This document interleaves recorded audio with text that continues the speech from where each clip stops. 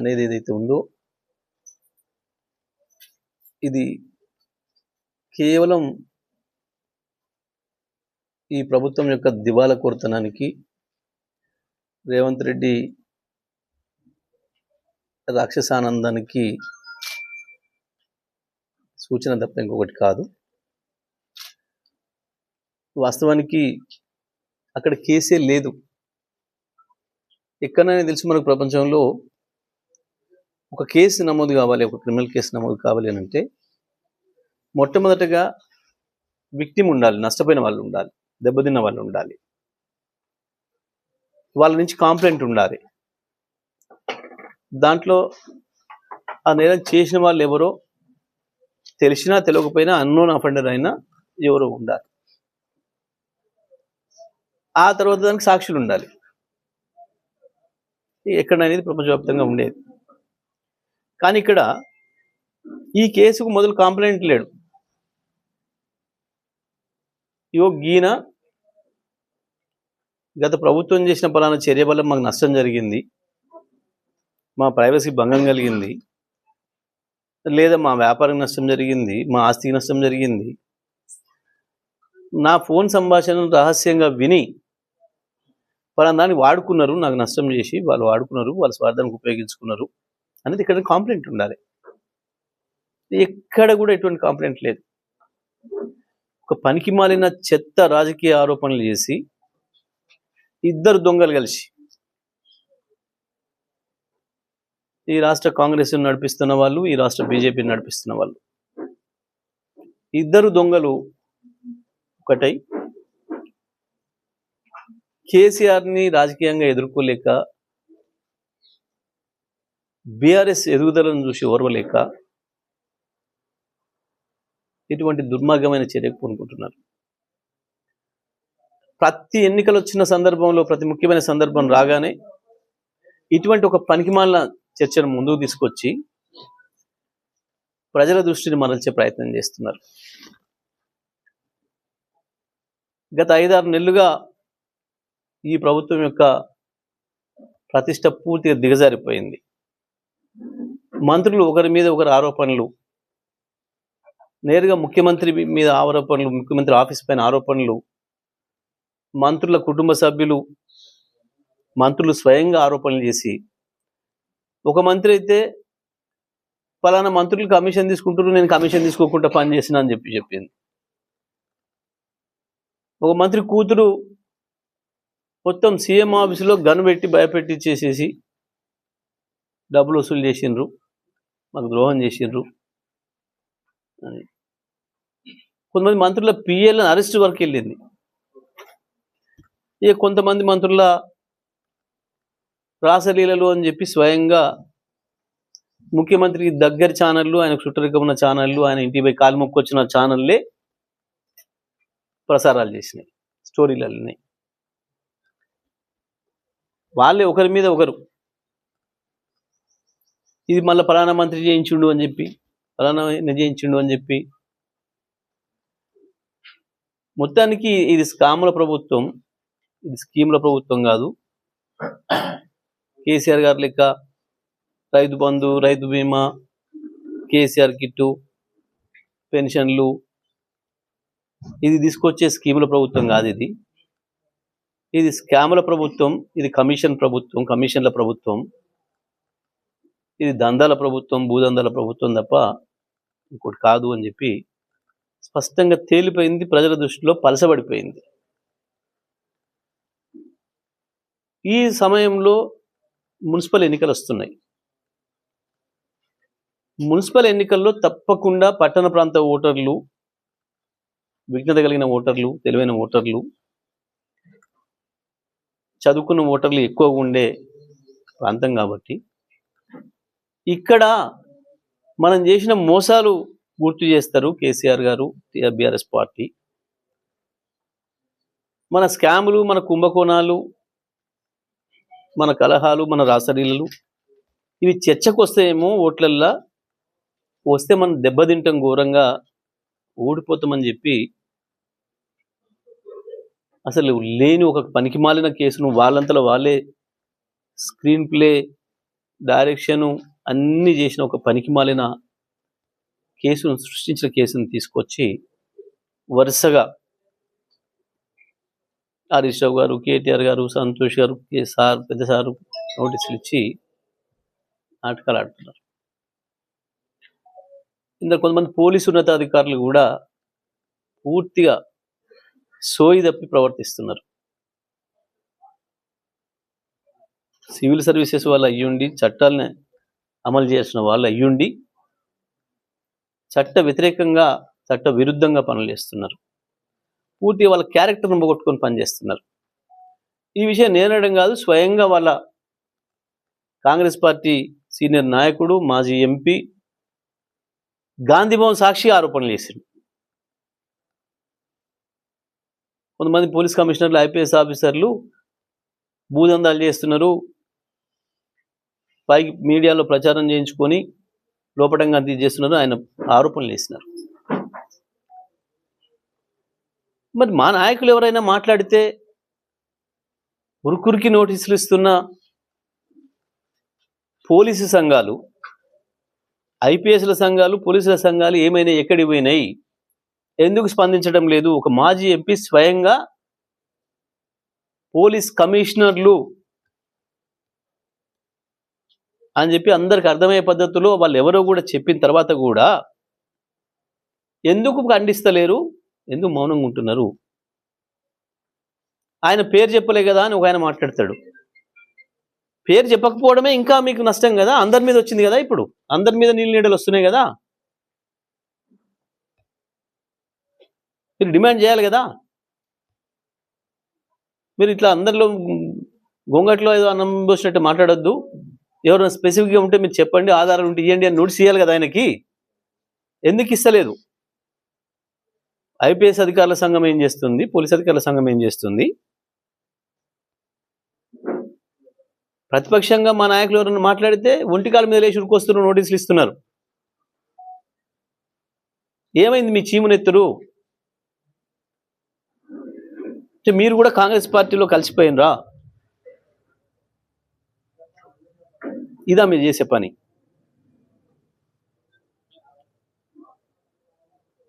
మా ప్రభుత్వం ఉండగా ఇంత పెద్ద పోజులు కొట్టి కేసీఆర్ గారు ఇచ్చిన స్వేచ్ఛతోని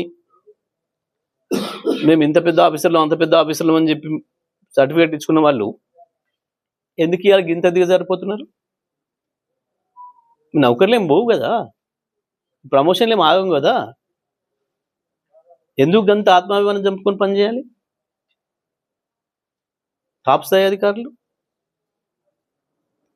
చట్టాన్ని అమలు చేయాలి కదా, మీరు చట్టం ఉన్నట్టుగా అమలు చేయాలి కదా, రాజ్యాంగం పరిధిలో మీ విధులు నిర్వహించాలి కదా. చివరికి నిన్న కేసీఆర్ గారికి నోటీస్ ఇచ్చిన సందర్భంలో కూడా చట్టంలో స్పష్టంగా ఉంది,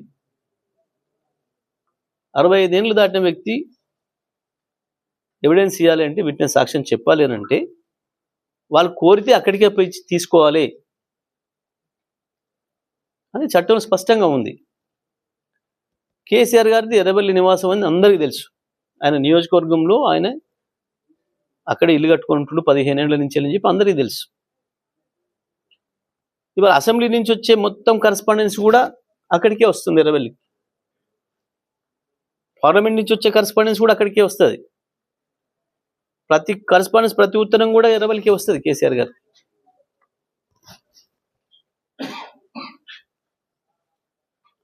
ఇంతమంది లేదా? అయినా సరే మీరు ఎవరి ఒత్తిళ్లకు లొంగి వాళ్ళ అడుగులకు మడుగులెత్తుతూ ఇటువంటి పనికి దిగజారుతున్నారు. మీరేం చేసినా, మీరు ఎటువంటి దుర్మార్గాలు చేసినా, మీరు ఏ రకంగా ప్రవర్తించినా కేసీఆర్ గారు ఎప్పుడు కూడా చట్టాన్ని గౌరవించే వ్యక్తి, రాజ్యాంగాన్ని గౌరవించే వ్యక్తి, రాజ్యాంగ సంస్థల గౌరవాన్ని పెంచాలని అనుకునే నాయకుడు, విజ్ఞత కలిగిన నాయకుడు. తప్పకుండా మీకు ఏం సమాచారం కావాలనో ఆ సమాచారం ఇస్తారు. వాస్తవానికి దీంట్లో మొట్టమొదటి కింది స్థాయి డిఎస్పీ స్థాయి అధికారులను విచారించారు, ఆ తర్వాత ఎస్పీ స్థాయి అధికారులు విచారించారు, ఆ పైన డీసీపీ స్థాయి అధికారులు విచారించారు. దానిపైన ఎవరు ఉంటారు? ఐజీ, డిఐజీ, ఐజీ, ఆ తర్వాత డీజీపీ, హోమ్ సెక్రటరీ. ఫోన్ ట్యాపింగ్లకు సంబంధించి ఏమైనా ఉంటే అక్కడి వరకే వస్తుంది ఫైల్. హోమ్ మినిస్టర్ కానీ చీఫ్ మినిస్టర్ కానీ రాదు ఫైల్. వాళ్ళ సంతకాలు అక్కడ ఉండవు, వాళ్ళ దృష్టిలో కూడా ఉండదు. ఎవరి ఫోన్లు ట్యాప్ చేసిరనే విషయం హోమ్ మినిస్టర్, డీజీ, సీఎంలకు సంబంధం ఏమి ఉండదు. కేవలం హోమ్ సెక్రటరీ వరకే. అందరికీ కూడా తెలుసు. అయినా మరి వాళ్ళని ఎవరిని విచారించకుండా చక్కగా సంబంధం లేని హరీష్ రావు గారికి హోంశాఖ సంబంధం లేదు, కేటీఆర్కి హోంశాఖ సంబంధం లేదు, సంతోష్ రావు గారికి అయితే ప్రభుత్వంతో సంబంధం లేదు.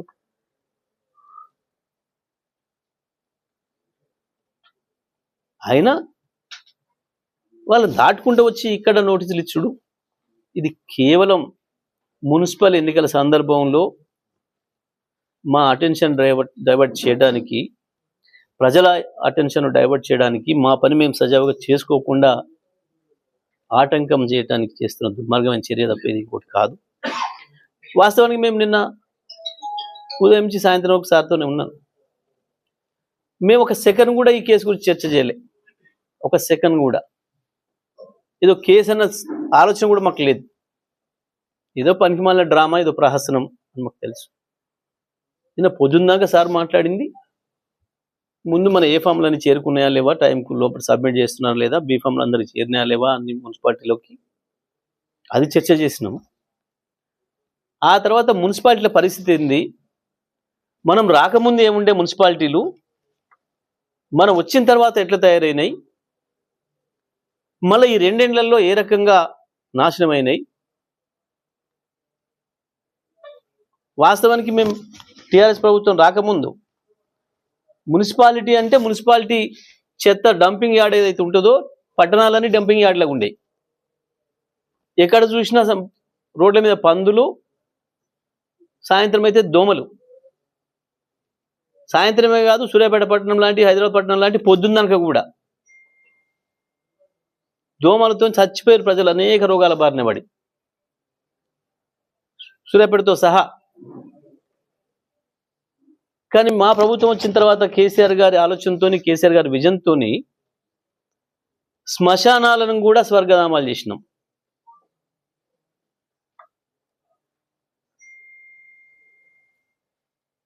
వాటి పేర్లే పెట్టుకున్నారు ప్రతి చోట. మహాప్రస్థానం,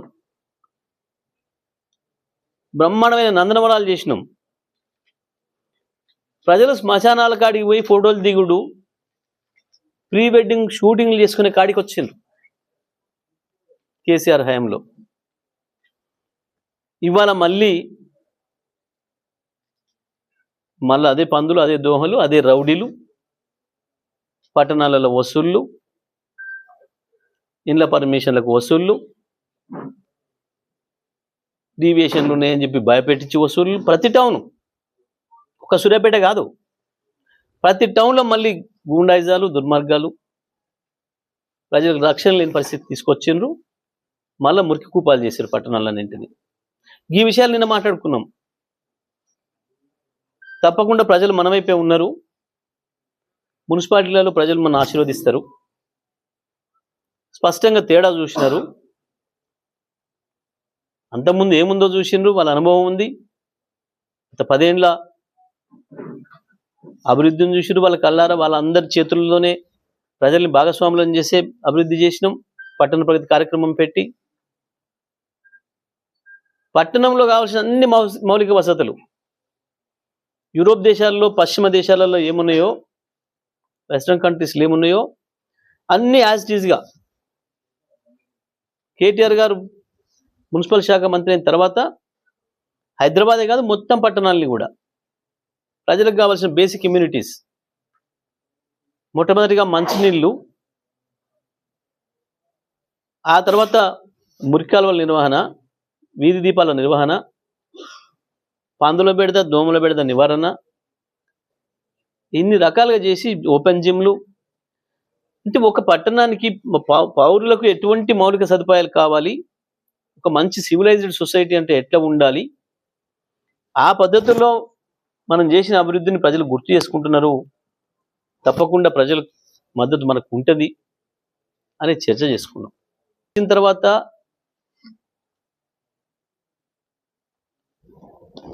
జూరాల కింద క్రాప్ హాలిడే ప్రకటించాల్సిన అవసరం ఏమొచ్చింది? గన్ని టీఎంసీలో 100 టీఎంసీల నీళ్లు పోయాలి సముద్రంలో కలిసిన ఈ సంవత్సరం. ఎస్ఎల్బీసీ కింద నాగార్జునసాగర్ ఎడమకాలం కింద కూడా మళ్ళీ ఎందుకు చివరి భూములకు నీళ్లు అందించలేకపోతున్నారు?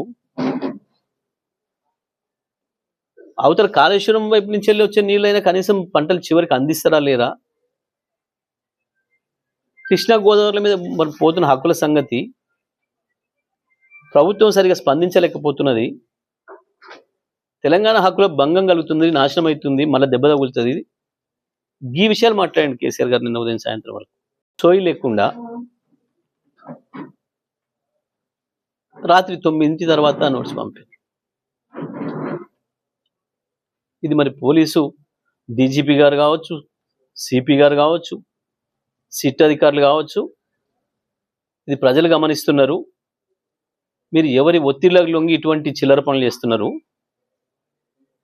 ఒక మాజీ ముఖ్యమంత్రి, 70 సంవత్సరాల వయసున్న నాయకుడు, తెలంగాణ తెచ్చిన నాయకుడు నోటీస్ ఎప్పుడు ఇవ్వాలనో తెలియదా? సోయి లేదా? ఎందుకు గింత అధ్వానంగా ప్రవర్తిస్తున్నారు?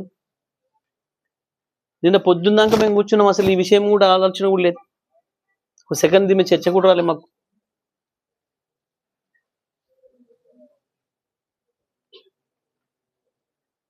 ఇవాళ ప్రభుత్వం, కాంగ్రెస్ పార్టీ ఎన్ని దొంగ వేషాలు వేసినా, ఎన్ని పనికి మాలిన ఎత్తుగడలు వేసినా ప్రజల దృష్టిని మరల్చలేరు. మీరు పట్టణ ప్రాంతాల ఓటర్లు ఎట్టి పరిస్థితుల్లో కూడా బీఆర్ఎస్ పార్టీనే ఆదరిస్తారు.